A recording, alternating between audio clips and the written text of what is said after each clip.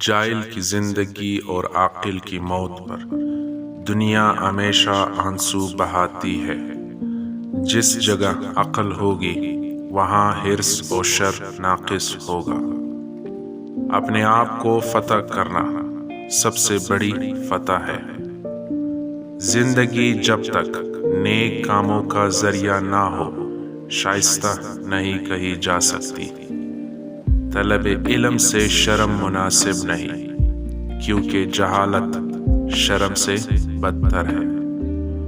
بدنیت وہ ہے جو لوگوں کی برائیاں تو ظاہر کرے لیکن اچھائیاں چھپائے۔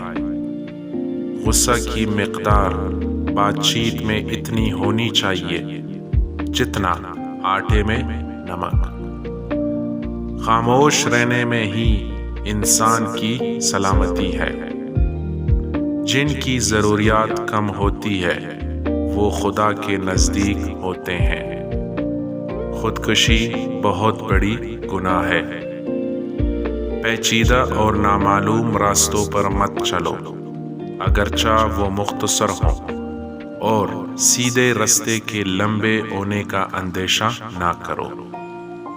جو خدا سے نہیں ڈرتا وہ سب سے ڈرتا ہے، اور جو خدا سے ڈرتا ہے وہ کسی اور سے نہیں ڈرتا۔ مرد آنکھ ہے تو عورت اس کی بینائی ہے، مرد پھول ہے تو عورت اس کی خوشبو ہے۔ تحریر ایک خاموش آواز ہے اور قلم عاد کی زبان ہے۔ بات کرنے سے پہلے سوچ لو، ورنہ پچھتانا پڑے گا۔